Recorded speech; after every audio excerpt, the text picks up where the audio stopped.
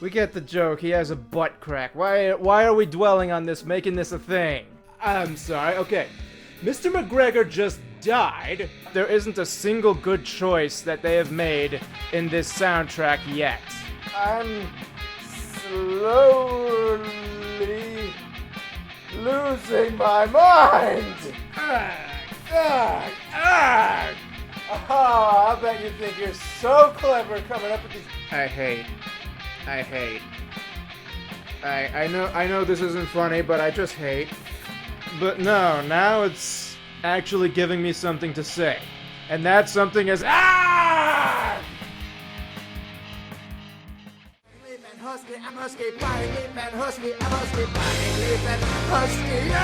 Shooting like an hour, but that ain't gonna last. To minimize the damage, we gotta work fast. This is what we gotta do to help the kids to get it. Now listen to my review, you're gonna regret it. It's Husky by my side and I keep on my chest. We real bad kids movies with help from the rest. I'm fighting leave, the kid movie cheap. To give me no grief, but you're gonna regret it.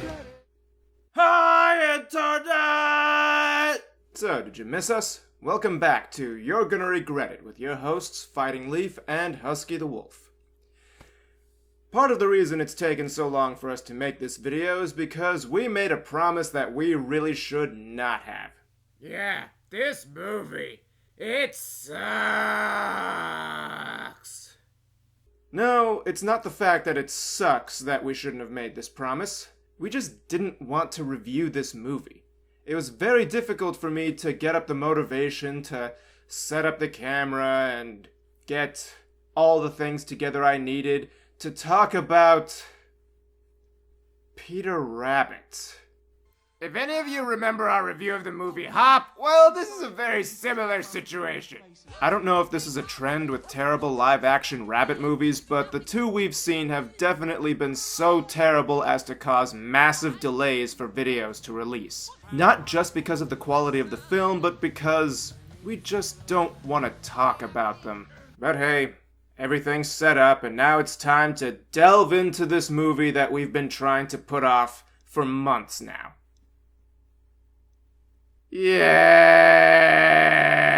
Yay! This movie follows Peter Rabbit, voiced by James Corden, and his rivalry with Thomas McGregor, played by Donald Gleason. They're contending over the affections of a woman named Bree, played by Rose Byrne. Wait, Yeah, what is it?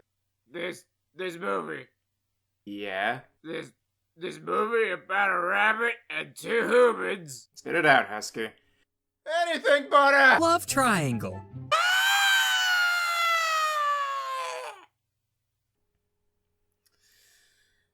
Oh, good. One of these. Yep, that's the plot. A little context first, though. The movie starts off much like the Beatrix Potter book, with a family of rabbits living in a den, and with Peter running into Mr. McGregor's garden. Look, he even gets his jacket caught on the thing like in the book. That makes it good, right? No, it does not make that good, and we'll get more on that later. Yeah, Mr. McGregor's gotta die first. He is not joking.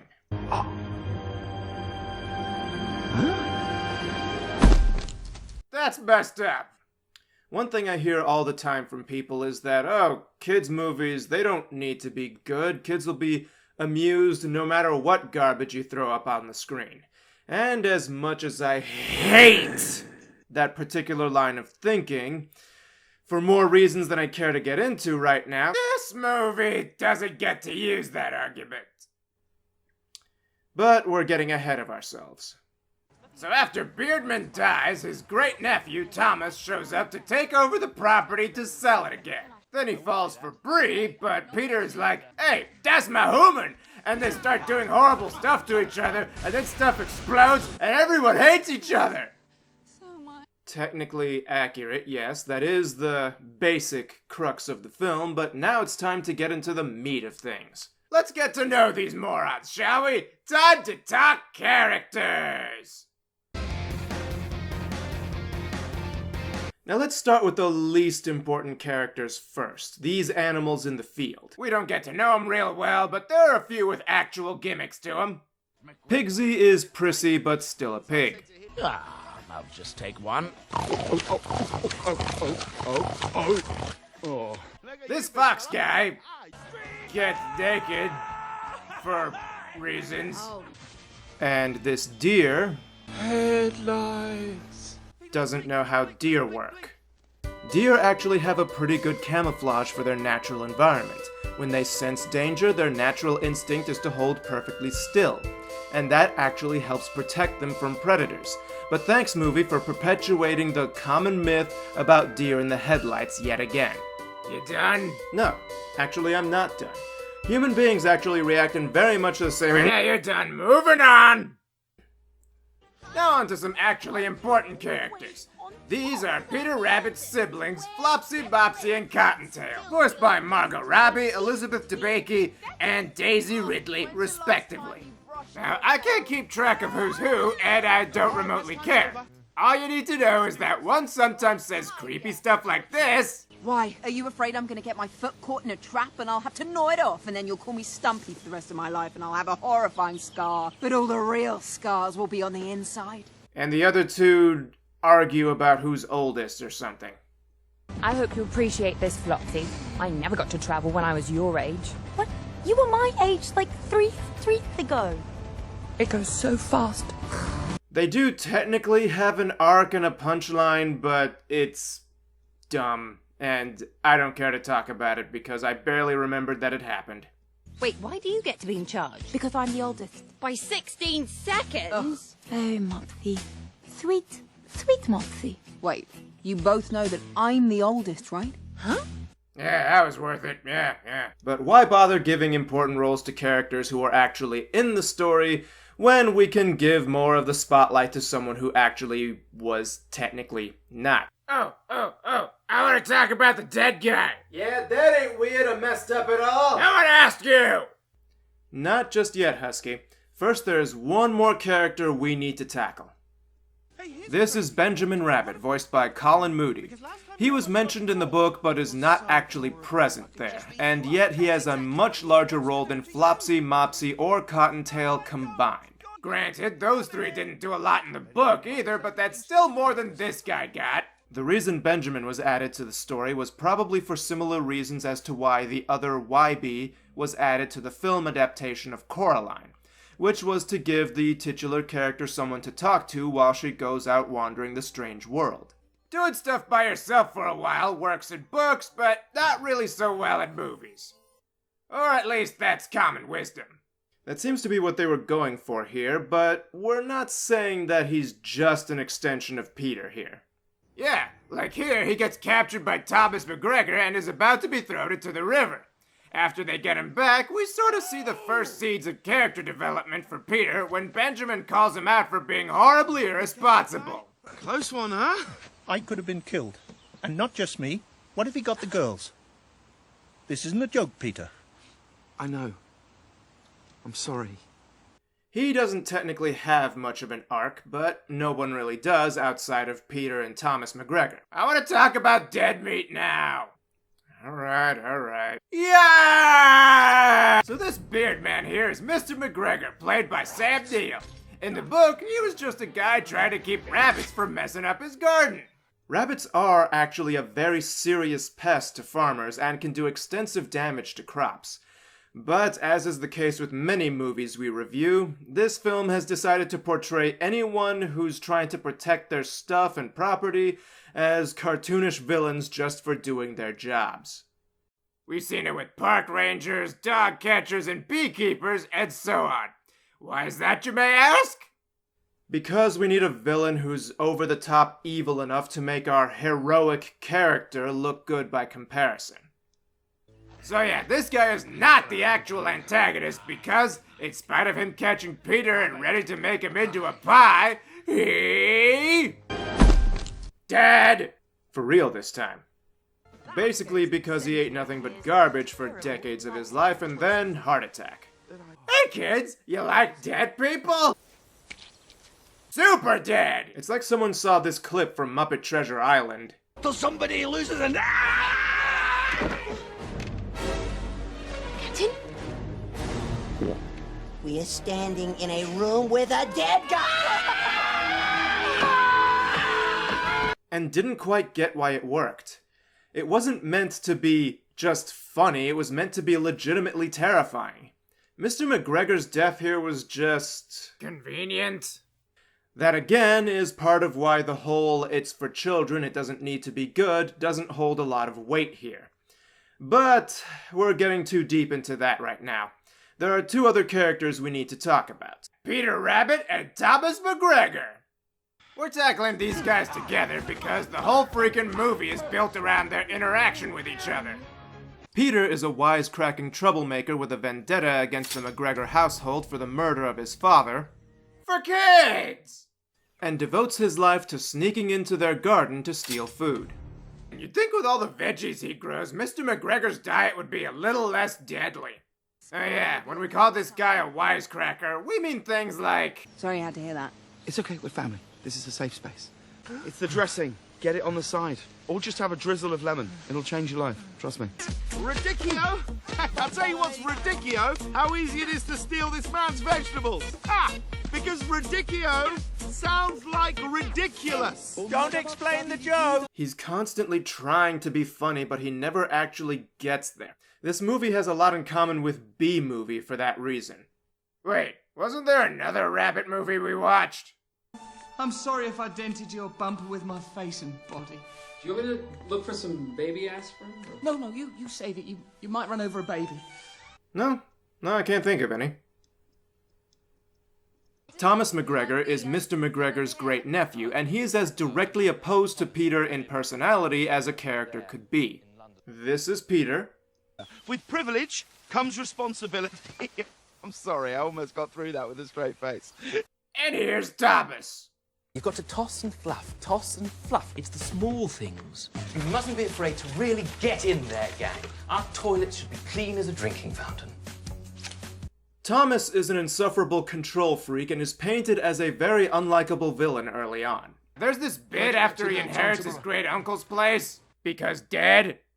And the rest of the movie is all about them fighting each other for Bee's affection. This setup was a mistake. The story officially has nothing more to do with Beatrix Potter's... What are you... I get it now. Get what? Bee's name. It's short for Beatrix Potter. This movie actually thinks it's a tribute to her and her legacy. What? But that... I don't know why I didn't catch on to this sooner. The art, at least the art that was good, and her name were all there, and I guess it was the fact that she was in this movie that I didn't expect or even want it to be true. But it all makes sense. Ugh, this is awful! How could you do this to a great writer movie? How could you? It only occurred to me while I was editing this that I never actually talk about Bee's character. She makes bad pictures and thinks they're good, and she makes good pictures and thinks they're not good. Also, she likes the rabbits. That's really it. Anyway, back on task, the ultimate arc between these two happens when Peter Rabbit comes to the realization that he and Thomas don't actually have to compete for Bee's affection. Yeah, that part is revealed to us like this. If this were based on a different kind of storybook, Peter's parents would say something like, "You haven't really been trying to protect Bee. You're just scared of losing her." But sharing love is not losing love. Love is infinite. The old adage, show don't tell, is age-old wisdom that's always given to new writers, and it's actually highly nuanced in its application. But this flies right in its face. The movie's just literally spelling out the moral to him. But which is it? Are kids smart enough to catch on to safe space jokes, or do they need to have the moral of the story spelled out for them? We'll discuss what we think's going on in the final segment. It's time for overall execution. This movie suffers from a serious case of thinking it's more clever than it is, and that's clear from the very outset. I know that I... Sorry! On the one hand, that does set the tone for the rest of the film. On the other hand, that tone is stupid and dumb. I honestly get what they were going for. They wanted to create a satirical, fourth-wall-breaking adventure with quirky characters. I get that. But this was not the story to do that with. Like it or not, because this is an established thing, people are gonna go into it with pre-established expectations. The original tale wasn't some ridiculous cartoon. This film, however, can't go 2 seconds without trying to force some joke or other down our throats. Oh, no. This is lip balm. It's cherry flavor, so it might appear to be lipstick, but this is lip balm. Let's contrast that with another movie that did this a great deal better. Despicable Me! Despicable Me was great. It was just as satirical and even goofier than Peter Rabbit. This worked out better in part because we had no pre-established expectation of the characters. We were only meeting them for the first time in this movie. The rest came from the fact that we actually got to like Gru, in spite of the fact that he was such a rotten guy from the start. There are 2 reasons we wound up liking him in spite of the fact that he started off as a terrible person. The first is that his complaints about life are our complaints about life. Gru gives the audience a chance to deal with those issues in ways that we all wish we could, making him essentially one of us. The second thing he does is show that he's got some actually good and admirable traits to him too, like knowing all of his thousands of minions by name. Peter and Thomas take way too long to establish anything like that. To most audiences, stealing from a psychopathic farmer isn't nearly as relatable. And obsessing over the flavor of toilet water definitely is not. Well, depends who you ask. You're disgusting. Anyway, I want you to remember what we said about Gru knowing all of his minions by name. Now, contrast that with this. Because each of us plays a vital role, specifically tailored to our individual talents. Look out, hero. Gru, as villainous as he was, never had a moment like that. He never used his pride to tear down others just for not being him. Peter here is full of himself just because he's full of himself. Look at me, I'm great, you're not. Characters need to have clear, likable traits early on in order for audiences to get on their side and root for them. Gru understood the need for teamwork from the outset and only expressed any sort of disrespect for them when they honestly screwed something up. I said cookie robots. Why are you so old? Okay, I'm on it. You know, this movie has Hop's exact same problem. No one is really likable, so it's really hard to root for anyone or get invested. Now, we understand that the original tale of Peter Rabbit was about a troubled youth who did a bad thing and suffered for it, but there's a big difference between the original source material and this film. The book was so short that all audiences needed to do was see Petey suffer for his mistake to get the point of the story. Honestly, I think this would have been a much better film if they were stuck in the garden for most of it, meeting other animals like he did in the story, and then he had to learn to be less full of himself as time went on. But nah, let's just throw all that out the window and have Peter be some kind of irresponsible frat boy and make pop culture references. Oh, darn it, we forgot about that! Look, here's a quick montage of all the terrible, terrible pop culture references they make throughout it. Or at least, the ones I can be bothered to edit into them. Looking back on these aren't so much pop culture references as they are just, well, references to normal culture, such as fraternities, drugs, and, well, other things. Mostly it was the terrible soundtrack choices that just really grated on my nerves. Those are the types of things that feel like the terrible, terrible pop culture references, even if that's not technically what they are. To sum up, while we still have time in our timeline, this movie suffers from problem after problem that could have been a little bit forgivable had any of our leads been terribly likable. Yeah, it's a good thing our show doesn't have any unlikable, egotistical jerkwads in it!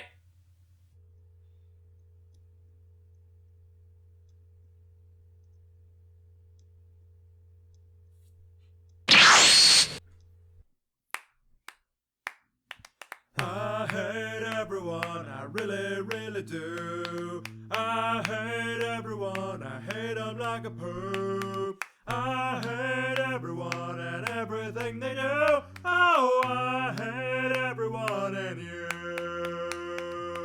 This movie's stupid. It's really that bad. You made me watch it, and that makes me mad. It's like a pit stain that never erases. And when I find you, I will eat your faces. This is a very heartfelt shout out to my top patrons, Joy Jenkins, Megan Cloud, Matthew Connorth, and Jordan Mathis. Continue to be awesome. Also, please continue to support Sharp Rain Music. That's my musician, Steve Sharp, because he is freaking awesome. Also, I'm building a new trading card game for you guys. It's gonna be sweet and less expensive than normal trading card games. Check out its progress on my DeviantArt page, link in the description.